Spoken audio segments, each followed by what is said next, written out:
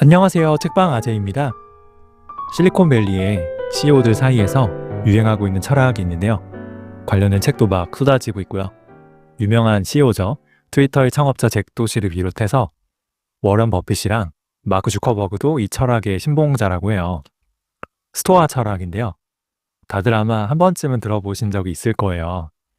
제가 스토아 철학을 좀 제 인생에 좀 가치관으로 좀 삼고 있는데 관련 책을 제가 많이 읽었어요. 그래서 인상 깊었던 내용 몇 가지를 좀 공유해 드릴까 합니다. 스토아 철학에서 가장 인상적인 거는 우리가 살다 보면 생길 수 있는 고난이랑 역경에 대한 극복 과정인데요. 우리 인생이 참 별의별 일이 다 일어나죠.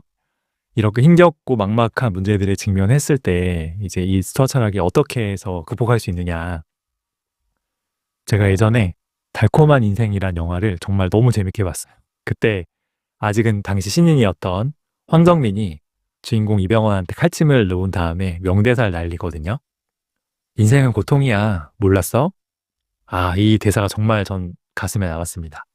이 스토아 철학으로 유명한 철학자가 이제 4명이 있어요. 제가 오늘 이 4명의 인생을 좀 소개해 드릴 건데 너무 진짜 고통으로 가득 차 있어요. 황정민 말이 맞아요. 인생은 고통이죠. 근데 이 고통과 역경 속에서 어떻게 이 스토아 철학을 꽃피울 수 있었는지 그 내용을 좀 설명해 드릴게요. 첫 번째는 이 스토아 철학을 만든 사람이에요. 그 제논이라는 사람인데요. 이분이 원래는 페니키아 상인 출신이에요. 그래서 염료 무역을 통해서 돈을 엄청 많이 번 이제 거상이었다고 합니다. 그러니까 엄청 부자였던 거죠. 근데 하필이면 풍랑을 만나서요. 배가 이제 난파돼서 한순간에 알거지로 전락하고 말아요. 처음부터 내가 거지였으면요. 사실 불행하지 않아요. 고통스럽지도 않고. 근데 나는 엄청난 부자였고 온갖 부귀영화를 누리고 있었는데 갑자기 한순간에 거지가 됐을 때 진정한 고통이랑 불행이 시작되는 거예요. 그래서 이 빈털터리가 된 제논 이 사람은 망연자실해서요. 하필 거기가 또 아테네였대요. 그래서 그 아테네 거리를 배회하다가 우연히 한 서점에서 철학 낭독회 하는 거를 듣게 됐고요. 거기서 이 철학의 큰 깨달음을 얻은 후에 난 철학자가 돼야겠어 하고 이 철학자가 됩니다. 스토아 철학의 이 스토아라는 말은 그 고대 그리스 보면은 이렇게 멋있는 기둥이 쫙 늘어서 있는 그런 건물의 복도를 뜻한다고 해요. 여기에서 제논이 시민들이랑 철학을 논하고 강의했기 때문에 사람들은 이 제논이랑 그 일파를 스토아 학파라고 불렀다고 해요. 그리스 같은 남부 유럽은 햇살이 진짜 너무 강하거든요. 그래서 이런 복도 그늘에서 철학만 강의한 게 아니고요. 상인들이 물건들을 사고 팔기도 했다고 하는데요. 그래서 이 상점을 뜻하는 스토어의 어원도 여기에서 나왔다고 해요. 그래서 이게 재밌는 게 스토아 철학은요. 절제나 검소함, 정신적인 행복을 추구하고 있거든요. 그 자본주의랑 완전 반대죠. 근데 온갖 상품을 파는 이 자본주의의 심장이라고 할 수 있는 이 상점, 스토어랑 그 어원이 좀 같다고 하니까 이게 좀 아이러니하죠. 창시자인 제논 이후로 가장 유명한 스토아 철학자로는요. 이 로마 시대 세네카라는 사람이 있어요. 세네카는 아마 많이 들어보셨을 거예요. 예수님이랑 4살 차이라고 합니다. 당시 로마에서는 가장 성공한 극작가이자 가장 성공한 사업가인데다가 또 투자자이기도 했어요. 세속적인 성공을 거둔 것뿐 아니고요. 이 글까지 잘 썼기 때문에 이제 글을 많이 남겼거든요. 그래서 오늘날까지도 이름이 가장 많이 알려져 있어요. 근데 이 잘 나가던 세네카는 황제의 조카랑 간통을 했다는 혐의를 받고요. 갑자기 로마를 떠나서 코르시카라는 굉장히 척박한 외지로 추방을 당해요. 그러니까 조선시대로 치면은 귀양이나 다름없죠. 그래서 8년 동안 그 척박한 외지에서 이제 귀양살이를 하다가요. 이제 새로운 이제 황제가 바뀌고 그 황제의 황후가 우리 아들 가정교사로 좀 일해달라고 해서 다시 로마로 돌아오게 돼요. 근데 그 아들이 바로 네로 황제입니다. 그래서 이 세네카는 네로 황제의 스승이자 이제 고문관이 되었고요. 이 로마 제국에서 가장 권력자의 스승이자 부유한 부자 중에 한 명이 됐어요. 이 당시에 그 예수님 제자 중에 유다가 결국 예수님을 배반하잖아요. 그래서 팔아넘기고 받았던 돈이 30데나리온이라고 해요. 이게 평범한 사람의 한 달 급여라고 합니다. 그 당시 세네카의 재산은 3억 데나리온인데요. 이게 한 달 평범한 사람 급여의 1,000만 배거든요. 그래서 평범한 사람의 급여를 그냥 300만 원으로 계산하면은 이제 세네카의 그때 재산을 지금 기준으로 하면 30조 원이 돼요. 물론 뭐 일론 머스크나 제프 베조스에 비교할 수는 없겠지만 이제 당시 로마는 뭐 지금처럼 글로벌한 세계는 아니었잖아요. 그러니까 정말 엄청난 역사적인 부자에다가 부자인 동시에 철학자였다는 게 좀 특이한 거죠. 세네카는 너무 엄청난 부를 누렸다는 것과요. 결국 이 네로의 스승이었는데 이 네로 황제가 폭군이 됐잖아요. 그래서 위선자라는 비판을 받기도 했어요. 물론 뭐 네로 황제가 역사의 기록과는 달리 사실은 되게 똑똑하고 좋은 황제였다는 뭐 썰도 있긴 한데 뭐 어쨌든 세네카는 이런 네로 왕자한테 찍히게 돼요. 찍혀서 자살하는 명을 받고 생을 마감하게 됩니다. 좀 안타깝죠. 자, 세 번째 소개해드릴 스토아 철학자는 에픽테토스인데요. 저는 에픽테토스를 되게 좋아해요. 근데 이 에픽테토스는 일단 이름부터 이제 고난 그 자체예요. 이게 그리스어로 통역하면요. 소유물이란 뜻이에요. 그러니까 이름처럼 그는 노예 출신이었고요. 이제 태어나자마자 누군가의 소유물이었죠. 그리고 원래 그랬는지 평생 저른발이었다고 해요. 이제 지팡이에 의지해서 걸어야만 했죠. 재밌는 거는 에픽테토스를 소유한 이 주인도 원래 노예 출신이었다는 거예요. 그래서 자신의 능력을 인정받아서 자유인이 됐고요. 그 네로 황제 비서로 일할 만큼 출세도 했다고 해요. 그래서 그는 자기 노예인 이 에픽테토스도 공부를 좀 배울 수 있게 해줬는데요. 에픽테토스가 철학의 재능을 좀 보이니까 이제 이를 에픽테토스를 자유인으로 만들어줘요. 그래서 영화 보면은 검투사들이 이렇게 싸움을 잘해서 자유를 얻은 그런 노예 이야기는 좀 있잖아요. 뭐 스파르타쿠스에서 나오고. 근데 철학을 잘해서 자유인이 된 케이스는 진짜 이거 신선한 이야기예요. 그 자유인이 된 에픽테토스는 자신의 철학 학교를 만들어서요. 이제 로마에서 25년 동안 철학 학교를 운영하고요. 나중에는 그리스 시골로 옮겨가서 진짜 평생 이 철학을 가르치다가 생을 마감해요. 어떻게 보면 이 스토아 철학을 널리 퍼뜨린 제일 중요한 인물인 거죠. 자, 마지막으로 이 스토아 철학자 중에 제일 유명한 분이에요. 마르쿠스 아울렐리우스라는 분인데요. 명상록으로도 유명하죠. 이분은 진짜 특이한 게 철학자인데요. 당시 세계 최고의 대제국이었던 로마의 황제였어요.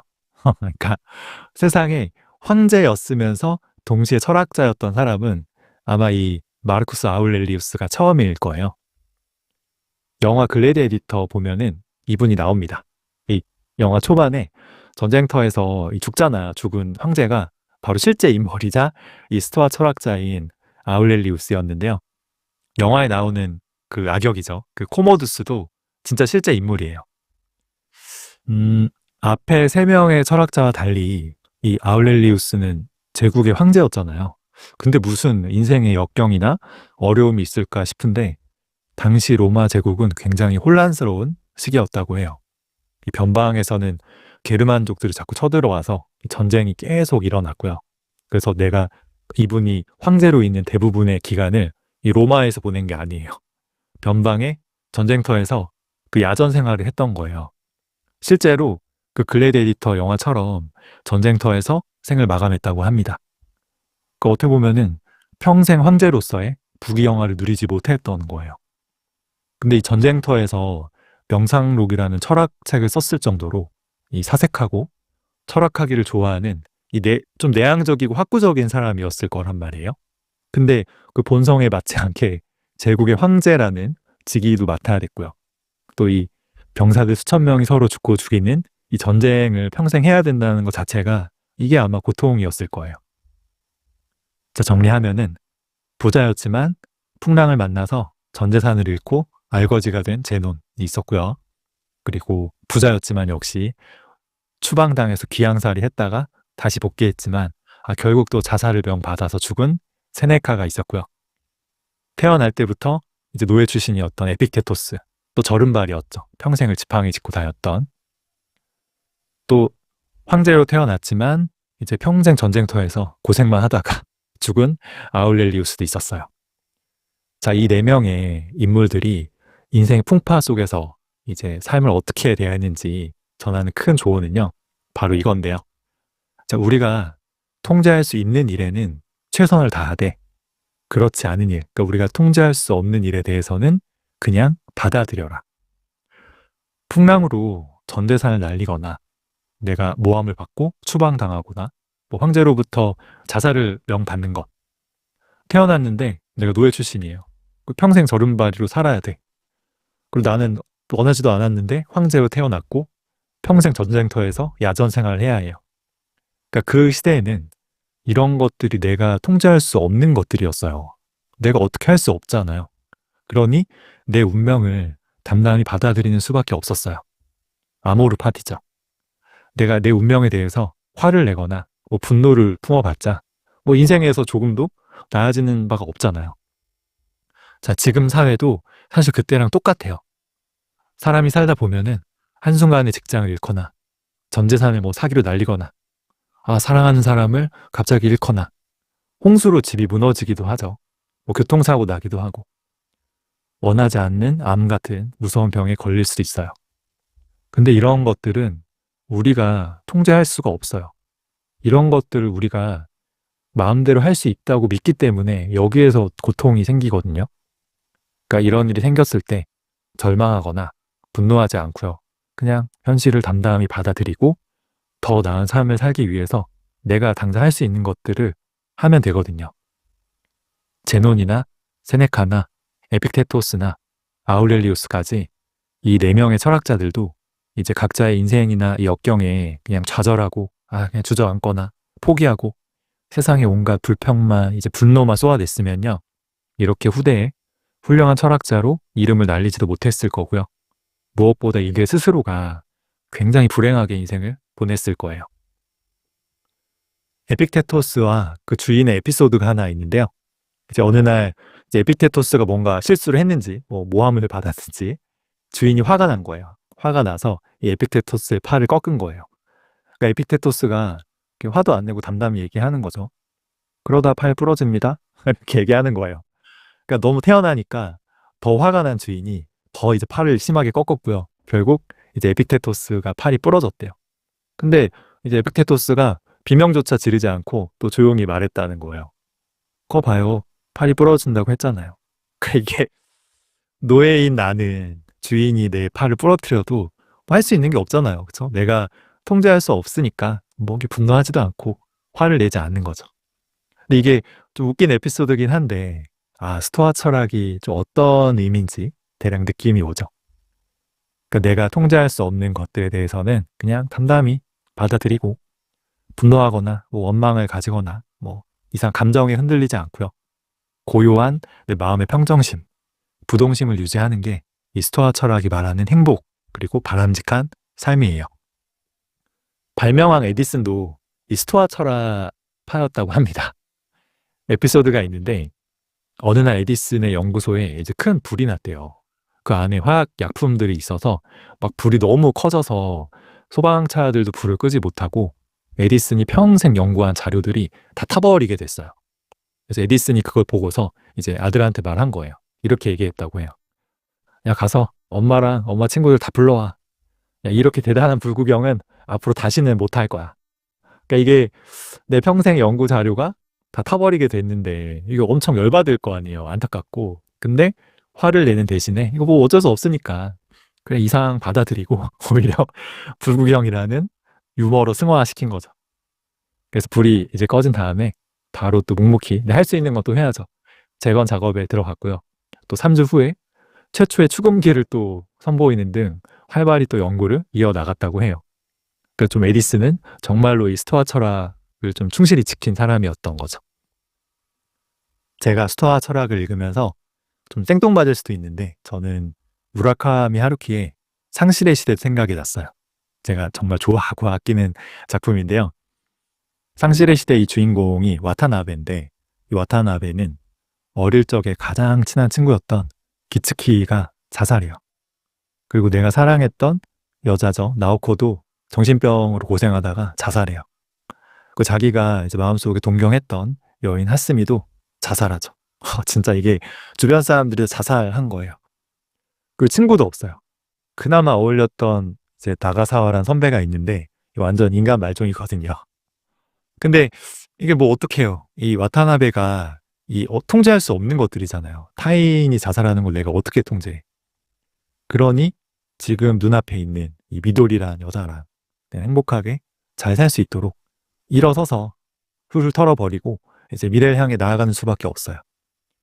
소설 속의 레이코를 비롯해서 그 와타나베 주변 인물들이 바라는 것도 그런 거였거든요. 온갖 고통과 현실을 극복하고 뭐 과거는 어쩔 수 없잖아요. 이제 미래를 위해 내가 할 수 있는 걸 하는 거죠. 하루키가 피츠제럴드의 위대한 개츠비를 정말 좋아했대요. 그래서 그 상실의 시대에도 위대한 개츠비를 3번 읽었다면 나와 친구가 될 수 있다는 이 중2병 같은 대사가 있죠. 그 개츠비도 어떻게 보면 좀 안타까운 게 이제 신분이 다른 이제 데이지와의 사랑을 꿈꿨는데 그 사랑은 다른 사람의 마음이나 그 여자와의 이 계급이 다른 거는 내가 통제할 수 없는 거예요. 근데 그걸 인정하지 않고 이제 억지로 그걸 막 이루려고 하다가 결국 비참한 결말에 이르렀죠. 그러니까 이루지 못한 사랑을 그냥 담담히 받아들이고 그래도 나랑 좋은 추억 쌓았으니까 감사하게 생각하면서 이제 새로운 사람 만나고 다른 삶을 살았으면은 개츠비는 잘 살 수 있었겠죠. 그러니까 개츠비는 스토아 철학을 공부해야만 했어요. 과거는 우리가 통제할 수 없어요. 지나간 일은 그냥 받아들여야 돼요. 우리는 과거가 아닌 오늘을 살아야 됩니다. 제가 최근 도끼다에서 소개해드린 지중해 철학이죠. 모멘토 모리, 인간은 누구나 죽고요. 그러니 까르페 디엠, 지금 이 순간을 즐겨야 합니다. 이 스토아 철학도 결국 그리스니까 지중해에서 시작됐잖아요. 이 지중해 철학의 일부라고 할 수 있죠. 그렇다고 스토아 철학이 모든 걸 체념하고 아무런 노력도 하지 않은 채 그냥 뭐 어차피 내가 통제할 수 있는 건 아무것도 없으니까 인생을 빈둥거리는 것만은 절대 아니에요. 그러니까 내가 통제할 수 없는 일은 담담히 받아들이지만 내가 할 수 있는 일에 대해서는 최선을 다해서 노력해야 돼요. 사실 이 둘을 구분하는 게 좀 어려워요. 그래서 이런 말이 있어요. 바꿀 수 없는 것을 받아들일 수 있는 평온함을 주시고 내가 바꿀 수 있는 것을 바꿀 수 있는 용기를 주십시오. 그리고 이 둘의 차이를 깨달을 수 있는 지혜를 주세요. 이것도 중요하죠. 부와 성공, 권력, 명예, 사랑, 우정, 건강 등 우리가 인생에서 정말 중요하다고 생각되는 이 대부분의 것들을 좀 우리가 통제할 수 있기도 하고 사실 없기도 해요. 근데 어렸을 때는 내가 모든 걸 통제할 수 있다고 생각했어요. 근데 나이가 들면서 제가 인생의 풍파를 좀 겪어보니까 어쩌면 우리 인생은 내가 통제할 수 없는 부분이 더 많을 수도 있겠다라는 생각이 들어요. 그래서 성공한 분일수록 진짜 운이 좋았다는 말 많이 하거든요. 그러니까 운칠기삼이라는 말은 괜히 나온 게 아니에요. 운칠기삼이란 말이 맞다면요. 우리가 어떻게 통제할 수 없는 게 70%고요. 우리가 통제할 수 있는 부분은 30%에 불과해요. 그래서 고작 30%밖에 안 된다는 거에 막 슬퍼할 게 아니고요. 그냥 여기에 집중하고 30%의 최선을 다하면 돼요. 물론 운칠기삼이 정답은 아니에요. 그러니까 내 능력을 아는 것도 중요하죠. 내가 통제할 수 있는 게 더 큰 분도 있고 뭐 더 적은 분도 있겠죠. 너 자신을 알라는 이 소크라테스의 명언은 여기에서도 통용이 돼요. 저는 사실 투자도 많이 하고 있는데요. 제가 투자를 거의 20년 넘게 해왔어요. 제가 좀 투자를 많이 하면서 느낀 게 인생이랑 똑같다. 투자도 내가 통제할 수 없는 부분이 너무 많다는 걸 느꼈어요. 그래서 예전에는 제가 좋은 기업을 분석하고 공부해서 시장을 이길 수 있을 줄 알았는데 이게 내가 예측할 수 없는 일들이 너무 많고 또 이게 국가나 기업의 흥망성쇠를 이렇게 가만히 보면요. 이게 그냥 운에 좌지우지된 경우가 상당히 많거든요. 근데 운을 내가 어떻게 맞출 수 있겠어요? 그래서 운칠기삼이 정말 맞다면 이제 내가 투자하는 돈의 70%는 그냥 시장 지수에 투자하는 게 맞는 것 같아요. 나머지 30%에 이제 내가 최선을 다해서 공부하고 분석해서 투자하면 되잖아요. 지난 100년 동안 이제 미국의 이제 주식 지수 S&P 500이죠. 연평균 10%씩 꾸준히 성장했어요. 근데 하필이면 내가 투자하는 지금 이 시점부터 세계 경제나 이제 자산 시장이 완전히 폭망했어요. 그래서 100년 동안 하고 같이 가지 않았어. 그러면은 시장 지수조차도 실패할 수 있잖아요. 근데 이것도 내가 어떻게 통제할 수 없는 일이에요. 그러니 내가 투자를 열심히 했는데 뭐 그냥 시장 지수에 했는데도 실패할 수도 있다. 그러면 담담히 받아들이면 돼요. 돈이 없으면 없는 대로 욕심을 버리고 소박한 삶 살면서요. 또 하루하루 행복하기 위해 노력하면 되거든요. 사실 스토아 철학에서 이제 우리가 통제할 수 있는 거는요. 우리 마음뿐이고 스스로 좋은 인품을 가지도록 노력하고 이 공동체의 선을 실천하는 게 중요할 뿐 부와 성공, 권력, 명예, 뭐 사랑, 우정, 건강 우리 현대인들이 중요시하는 대부분의 것들은 중요하지 않다고 얘기하고 있어요. 근데 이거는 고대 스토아 철학자들은 그럴 수 있지만 저한테는 공동체의 선 이런 것보다는 적당한 부, 사랑, 우정, 건강, 소박한 기쁨, 행복이 더 중요하거든요. 그래서 이 스토아 철학이 삶의 역경과 고통을 극복하는 데는 유용한 게 사실이에요. 근데 좀 너무 좀 딱딱하고 좀 차갑다라는 생각도 들어요. 평정심과 부동심이 중요하다고 하지만 내가 괴롭고 슬픈 일이 생겼을 때 감정의 동요가 하나도 없이 진짜 찔러도 피 한 방울 안 나올 것 같은 그런 메마른 인간 같은 느낌도 있어요. 그래서 다소 좀 무겁고 딱딱한 이 스토아 철학보다는 이 비슷한 시기에 경쟁했던 철학자인데요. 에피쿠로스의 쾌락주의가 더 끌리는 것도 사실이에요. 이 말이 쾌락주의지 진짜 이게 육체적인 쾌락을 얘기하는 건 아니고요. 검소하고 절제된 생활을 하면서 이 정신적인 쾌락을 강조하는 게 이 에피쿠로스 학파거든요. 스토아 철학과 비슷한 점도 사실 좀 있죠. 에피쿠로스는 거창한 공동체의 선이니 뭐 덕이니 뭐 이런 것보다는 그냥 마음에 맞는 친구들하고 모여서 작고 사소한 즐거움, 자유로운 내 감정 표현, 기쁘고 활기찬 삶의 충만함 등을 강조했어요. 사람들하고 이야기를 나누고 아름다운 음악을 같이 듣고 예술 작품을 감상하고 토론하고 진정으로 이 철학을 추구하는 삶. 그래서 스토아 철학에 좀 딱딱한 철인 같은 철학자들보다는 에피쿠로스가 실제로 더 행복했을 것 같아요. 뭐 굉장히 인기도 많고 친구도 많았다는 기록이 있다고 합니다. 자, 뭐가 맞고 틀리고는 없고요. 나한테 맞는 철학의 좋은 점만 골라서 전 삶에 활용하면 되는 것 같아요. 내 삶에 좀 역경이나 좀 위기를 극복할 때는 그리고 마음에 좀 평정심이 필요할 때는 스토아 철학을 활용하면 되고요. 평범한 일상에서는 에피쿠로스의 쾌락주의를 활용하면 됩니다. 제가 기회가 되면은 에피쿠로스의 쾌락주의도 한번 영상 올려볼게요. 자, 세 줄 요약하면은 첫 번째, 우리가 통제할 수 없는 일은 담담히 받아들이자. 두 번째, 대신 통제할 수 있는 일은 최선을 다해서 열심히 하자. 세 번째, 이 둘을 구별할 수 있는 지혜를 기르자. 그러니까 내가 통제할 수 없는 일인지 있는 일인지 알 수 있는 거죠. 혹시나 철학에 관심이 없는 분들이 있다면은 이 아울렐리우스, 당시 로마 황제가 전하는 말로 마무리할게요. 다른 사람의 마음속에서 무슨 일이 일어나고 있는지 몰라서 불행한 경우는 거의 없다. 하지만 자기 스스로의 마음을 모르는 사람은 반드시 불행하게 된다. 철학의 기본은 내 스스로 내 마음을 아는 거거든요. 그래서 관심이 없던 분이라면은 스토아 철학부터 해서 좀 이런 책들 관련 읽어보시면 좋을 것 같습니다. 준비한 내용은 여기까지고요. 들어주셔서 감사합니다.